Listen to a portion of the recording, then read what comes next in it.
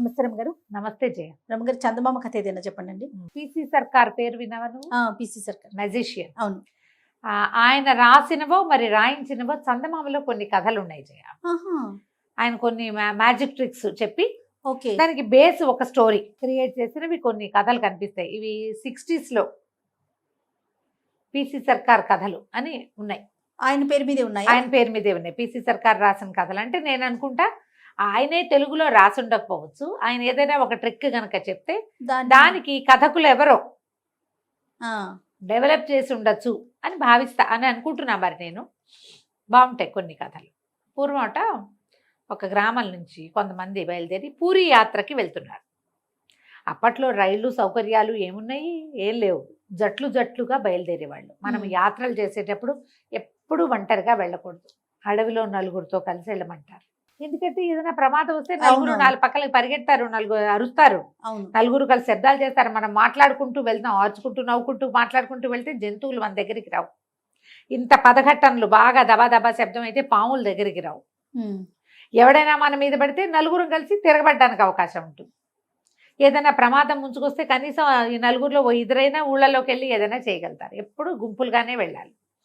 అయితే ఈ తీర్థయాత్రలకు వెళ్ళే కాలంలో ఏం చేసేవాళ్ళు, ఏదైనా గూడ్స్ ఒక బండి ఉందనుకోండి, అందరి సామాన్లు ఆ బండిలో వేసి బండి వెనకాల నడుచుకుంటూ పోయేవాళ్ళు. మోయకుండా ఒకటి. బండి లేదనుకో, ఒక 6గురో 7గురో, ఇందులో బలశాలు ఎవరైనా ఉంటే వాడు ఇంకొంచెం ఎక్కువ మూట మోసేవాడు. మోసుకెళ్ళేవాళ్ళు కదా. మనక మళ్ళీ ఇన్ని బట్టలా ఇన్ని పాతలా చేయ గోళ్ళు ఉండేది కాదు. చాలా తక్కువ బట్టలతోటి మినిమం సామాన్లతోటి వెళ్ళేవాళ్ళు. మధ్యలో ఏదైనా ఒక ఊర్లో మనం మజిలీ చేసినప్పుడు లోకల్గా బట్టలు ఉతిగారేసుకోవటం. సాయంకాలాలు ఆరేస్తే తెల్లారిపాటికి ఆరిపోతాయి. ఎక్కడైనా అలసిపోయారనుకో బాగా, ఆ పూట అక్కడ ఉంటే బట్టలన్నీ ఒకసారి ఉతుక్కోవటము ఉతికించుకోవటము చేసేవాళ్ళు. చాకళ్ళు ఎవరైనా దొరికితే ఉతికించుకునేవాళ్ళు. లేదే వెళ్ళే చెరువులో పిండి ఆరేసుకుని అరగంటలో ఆరిపోతాయి. బట్టలు ఎంతలో కారుతాయి. అలా పైగా ఆరని బట్టల వ్యవహారం లేదప్పుడు. అందరూ పంచెలు ఉత్తరీయాలు, ఆడవాళ్ళకి పెట్టికోట్ హడావిళ్ళు అవి ఏమి లేవు, ఒట్టి చీరలు. పైగా ఈ యాత్రల్లో ఆడవాళ్ళు చాలా తక్కువ, మగవారే ఎక్కువ ఉండేవాళ్ళు. కనీసం ఎన్ని పద్ధతుల్లో మార్పు రమ్మగారు. ఒక యాత్ర అనే విషయం మాట్లాడుకుంటే ఎన్ని వెనక్కి వెళ్లాల్సి వస్తుంది, ఎన్ని విషయాల్లో మనం మార్పుగా ఉన్నాము కదండి. బట్టల దగ్గర నుంచి, తిండి దగ్గర నుంచి, వస్తువుల దగ్గర నుంచి, వెళ్ళే జనాల దగ్గర నుంచి చాలా మార్పులే. ఈ జట్లుగా వెళ్లే వాళ్ళలో అజితుడని ఒక పల్లెటూరి కుర్రవాడు. అజిత్ మంచి బలశాలి, కర్రసాములో వాడిది అందవేసిన చెయ్యి, చాలా గట్టివాడు. అయితే వెళ్తుంటే ఏమైంది, పూరి నగరానికి కొంత యువతలు ఉండగానే పూరికి అంత ఒక 4 రోజులు ఇంకా ఉంది. రఘు అని ఒక దోపిడీ దొంగ, వాడు నాయకుడు.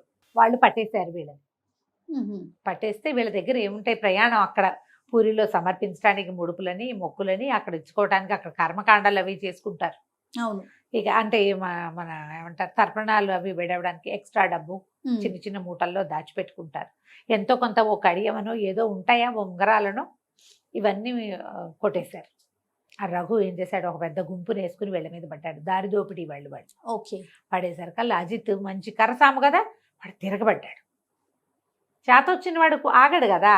తిరగబడేసరికల్లా రఘు గట్టిగా అరిచి కేకలు పెట్టాడు. ఏమిటి కాళికదే వరప్రసాదిని నాకు నా మీద తిరగబడతావుగా అన్నాడు. ఇక కొట్టాడు, అది కొట్టాడు. మొత్తానికి 4 మీద పడి ఈ అజిత్తుని పట్టేశారు. కొంతమంది పారిపోయారు, అందరి దగ్గర నుంచి డబ్బులు లాగేసుకున్నారు. తిరగబడ్డాడు కాబట్టి వీడిని వదిలిపెట్టలా వాళ్ళు, మిగిలిన వాళ్ళని వదిలేశారు. అయితే వాడి బంధుపడు దొంగలు ఇంకా ఉన్నారు కదా, దారి దోపిడీ వాళ్ళంతా అన్నారు, కత్తి ఒకటి ఇచ్చారు రఘుకి. ఇచ్చి ఒక్క వేటితో వీడి తలనరికేయమన్నారు. అనేసరికి కాదు తలనరికేదు, సర్వలక్షణ సంపన్నంగా ఉన్నాడు, వీడిని కాళికకి బలిద్దాం. ఈ దారి మన ఏమన్నా బందిపోటు దొంగలు, దారి దోపిడీ దొంగలు, దోపిడీ ముఠాలన్నిటికీ కాళికాదేవే వాళ్ళ దేవత. వాళ్ళు వెళ్ళేటప్పుడు కాళీకి చెప్పెళ్తారు, యాత్ర సఫలం చెయ్యి అని. తిరిగి వచ్చాక మేకపోతున్నావు వేటపోతున్నావు ఇస్తారు, ఏనిపోతున్నావు, ఇప్పుడు వీడిని ఇచ్చేద్దామన్నాడు. అనేసాక పట్టేశారు. మిగిలిన వాళ్ళంతా అల్లబోదిబో అయ్యో కుర్రాడు వదిలే అన్నారు. వదిలేయలేదు వాడిని ఈడ్చిపోయారు. ఆ జీతని ఈడ్చుకెళ్ళిపోయారు. సరే ఏం చేశారు, ఒక కుటీరంలో బంధించారు. ఇతను పాపం వాళ్ళ తాత ముత్తాత అందరివి పేర్లు అవి రాసుకున్నాడు. పూరి యాత్రకు బయలుదేరాడు స్నేహితులతోటి. అందరు కొంచెం పెద్దవాళ్ళు, వయసు మళ్ళిన వాళ్ళు. ఏం చేయాలో తెలియదు, ఎట్లాగైనా తప్పించుకోవాలని చాలా చాలా చాలా ప్రయత్నం చేశాడు. ఏమీ కుదరలా. సరే రాత్రికి లాక్కుపోయారు కదా, తెల్లవారాక చూస్తే ఈ కుటీరానికి దగ్గరలో చుట్టూతా ఒక తోట, అది ఆ తోటలోనే ఉన్నాయి వీళ్ళ ఇళ్ళు. తోట ఒక రకమైన అడవి. మందార పువ్వులు చెట్లు, మందార చెట్లు ఎంత విరగబూసినాయో, ఎర్రగా జపాకుసుమాలు అంటారు, జపాపుష్పం అని రాస్తారు కథలో కూడా. ఎర్రటి పువ్వులు, దానిమ్మ చెట్లు, తర్వాత నిమ్మ చెట్లు ఉన్నాయి. ఒక నిమ్మ చెట్టు అయితే అసలు ఈ కుటీరానికి ఆనుకునే ఉంది, కిటికీలోంచి అందేలాగా ఉన్నాయి నిమ్మకాయలు. మధ్య మధ్యలో నిమ్మ చెట్టు గాలి కూడా వస్తుంది. ఇతను గట్టిగా గాలి పీల్చుకున్నాడు, వాసన వస్తుంది. ఏదైనా చేసి కంచి పారిపోవాలి, బయటికి వెళ్ళాలి, ఎట్లా అని ఆలోచిస్తున్నాడు. ఈ అజిత్ వాళ్ళ మేనమామ ఇంద్రజాలం చేసేవాడు, మ్యాజిషియన్ ఆయన. ఆయన దగ్గర కొన్ని ట్రిక్కులు నేర్చుకున్నాడు అజిత్. సరే ఆలోచించుకున్నాడు. తెల్లవారిన తర్వాత ఇంకొక 3 రోజుల వ్యవధి ఉంది దేనికి, బలివ్వడానికి. ఆ రఘు వచ్చాడు. నువ్వు కర్రసాములు మాత్రం నిన్ను మెచ్చుకోవాలి రోయ్, నువ్వు చాలా గట్టిగా తిరగబడ్డావు, అదే నువ్వు ఎట్లా ఉన్నావో చూడడానికి వచ్చాను, నీకేమి దెబ్బలు తగిలినాయేమోనని. ఎందుకంటే దెబ్బలు తగిలిన వాడిని కాళి బలికి వెళ్ళదు, దెబ్బలు తగలకూడదు అనేసరికల్లా అజిత్ అన్నాడు, సిగ్గులేదు నీకు, ఇంత పరాక్రమవంతుడివి, ఈ దారి దోపిడీలు ఏమిటి, ఇంత బలశాలివి, పని చేసుకుని బతకాలి మీరు. పైగా మా కాళ్ళు ఒప్పుకుందంటావు, కాళ్ళకి ఎందుకు ఒప్పుకుంటుంది? ఎవరినైనా కొట్టి చంపడానికి, ఇతరుల సొమ్ము ఉచితార్థం తీసుకుని తినడానికి కాళి ఒప్పుకుంటుందా? కాళికి పేరు పెట్టుకుని నువ్వు ఇలాంటి పనులు చేస్తున్నావు, చక్కగా నిజాయితీగా బతకండి, అందరూ బలశాలు, నాగలు పెట్టి దున్నారంటే పంటంతా మీదే, ఇట్లాంటి పనులు చెయ్యొద్దు నువ్వు అనేసరికల్లా లాగ్ కొట్టబోయాడు రఘు, 3 సలహాలు ఇవ్వద్దని. కానీ ఇతనికి ఏదైనా దెబ్బ తగిలితే దీనికి పనికిరాదు బలి ఇవ్వటానికి అనేసరికల్లా ఏం కాదు, నువ్వు ఇట్లాంటి పిచ్చి పిచ్చి కబుర్లు చెప్పద్దు మాకు, మేము ఎంతమందినో వేసేసాం, ఎంతమందినో కాళికి బలిచ్చాం, ఎన్నో బలు ఇచ్చాం, కాళికి ఎప్పుడు మా వైపే ఉంది. ఒకవేళ కాళి ఒప్పుకోలేదనుకో, ఆవిడకి నచ్చలేదనుకో, మేము ఎప్పుడు జయించేవాళ్ళం కాదు, కానీ మేము ఎప్పుడు జయిస్తున్నాం అంటే ఇప్పుడు ఒప్పుకుంటోంది. బలికి ఒప్పుకుంటుంది, బలికి ఒప్పుకుంటోంది. నువ్వు మేము బలిస్తాం, ఎనబోతనిస్తాం, ఏటపోతనిస్తాం అని చెప్పి వెళ్తున్నావు, మా పని సక్సెస్ అవుతుంది, ఏటనిస్తున్నాం.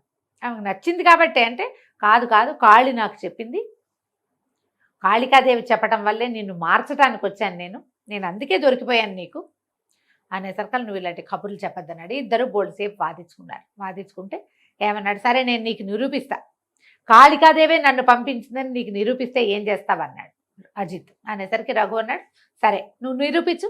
ఎట్లా నిరూపిస్తావు అంటే, ఏదైనా ఒక సామాన్యమైన వస్తువు కావాలి అని అటు ఇటు చూశాడు. అక్కడ ఒక కాగితం పడి, ఆ కాగితాన్ని పర్రమని చింపాడు మధ్యలోకి. తను తెల్ల ముక్క పెట్టుకున్నాడు. తను ఒక పేపర్ తన దగ్గర ఉంది, 2వ పేపర్ రఘు చేతిలో పెట్టాడు. కాళికాదేవి దగ్గరికి వెళ్దాం అన్నాడు. కాళి దగ్గరికి వెళ్ళాడు. పెద్ద కాళికా విగ్రహం ఉంది అక్కడ.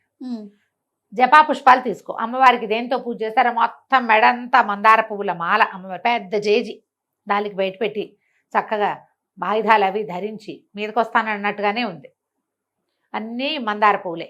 కింద పాదాల దగ్గర అంతా మందార పువ్వులు సమర్పించారు. ఒక బౌల్లో నిండా మందార పువ్వులు పోస్తుంది.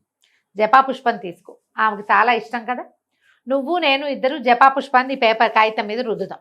కాళిక ఎవరి వైపు ఉంటే వాడు రుద్దిన కాగితం ఎర్రబడుతుంది, ఎవరి వైపు లేదో వాడికి నల్లగానో నీలంగానో వస్తాయి. నీ కాగితం నల్లబడుతుందో నా కాగితం నల్లబడుతుందో చూద్దాం. రఘు ఏమంటాడు, కాళికాదేవి దయ వల్లే నేను బలివ్వడానికి నువ్వు నాకు దొరికావు, నువ్వు నాకు వరప్రసాదానివి, కాళికా వరప్రసాదాన్ని నువ్వు కాదు, నా కోసం వచ్చావు, నువ్వు మనిషిని బలేస్తానని చెప్పా, అందుకే మనిషిని చిక్కిచ్చింది నాకంటాడు. కాదు నిన్ను మార్చడానికే నన్ను నీకు చిక్కిచ్చింది అంటాడు అజిత్. సరే ఇద్దరు చేరుకోక మందార పువ్వు తీసుకున్నారు. వాళ్ళకి తెలుసు అక్కడ ఉన్న వాళ్ళందరికీ మందార పువ్వుని నలిపితే అంత ఎర్రటి పువ్వు నల్లగా అవుతుంది, వేళ్ళు కూడా కొంచెం రంగు మారుతాయి, ఏరుపెట్లా వస్తుంది. అవును, అందరికీ తెలిసిందిగా, లోక సహజమైంది. సరే చెరో మందార పువ్వు తీసుకున్నారు, తొడుని దగ్గర పట్టుకుని పేపర్ల మీద రుద్దారు. 1 నిమిషం తర్వాత ఆశ్చర్యం జరిగింది. అక్కడ రఘు చేతిలో ఉన్న కాగితం నీలంగా నల్లగా మసిమరకల్లాగా కనపడుతున్నాయి, లేత రంగు మసి. కానీ అజిత్ దగ్గర ఉన్న కాగితానికి మాత్రం ఎర్రటి రంగు వచ్చింది. ఆశ్చర్యపోయారు. ఊరిని కాళికాదేవి నిజంగానే వీడిని పంపించింది మనకి, మనం దుర్మార్గమైన పనులు చేస్తున్నామని మనని మార్చడానికి మనలాంటి ఒక బలశాలిని మన దగ్గరికి బలికి పంపించింది, వాడే మారుస్తాడని అందరూ దండాలు పెట్టారు. రఘు అయితే సాష్టాంగపడిపోయాడు. మహానుభావుడు నువ్వు, కాళికి నిన్ను పంపించింది మా కోసము, నువ్వేం చెప్తే అది చేస్తాం అంటే దొంగతనాలు మానేయండి, కాళికకి మనుషుల్ని బలివ్వద్దు, వ్యవసాయం చేసుకోండి. ఈ చుట్టుపక్కల గంగానది పరివాహక ప్రాంతం అంతా చాలా సుభిక్షమైన ప్రాంతం. ఒక్క విత్తనం వేస్తే పుట్లు పండుతాయి అక్కడ, వందల పుట్లు. ఒక ఎకరం చేశారంటే చాలు. అందరూ కలిసి వ్యవసాయం చేసుకోండి, మీ దగ్గర ఉన్న గొర్రెపోతులను పెంచుకోండి, ఎనుబోతులను పెంచుకోండి, కానీ ఈ పని చెయ్యొద్దు ఓకే. కాళికకి సాత్వికాహారాన్ని బలివ్వండి, దానివల్ల మీరు కూడా సాత్వికులుగా మారతారని చెప్పాడు. అజిత్ సామాన్లు అజిత్కి అప్పచెప్పేసి అతన్ని ఒకళ్ళిద్దరు తోడొచ్చి పూరీ నగరానికి వెళ్ళే దారిలో వదిలిపెట్టేశాడు. ఈయన ఇంద్రజాలం చేసేటువంటి తన మావయ్యకు ఓ దండం పెట్టి అజిత్ వెళ్ళిపోయాడు. ఏం చేశాడు అజిత్? నిమ్మ చెట్టు ఉంది అక్కడ, ఒక నిమ్మకాయ కోసి దానికి గోరుతో ఘాటు పెట్టి దాన్ని రసాన్ని తీసుకున్నాడు. అజిత్ దగ్గర ఒక కాగితం ఉంది.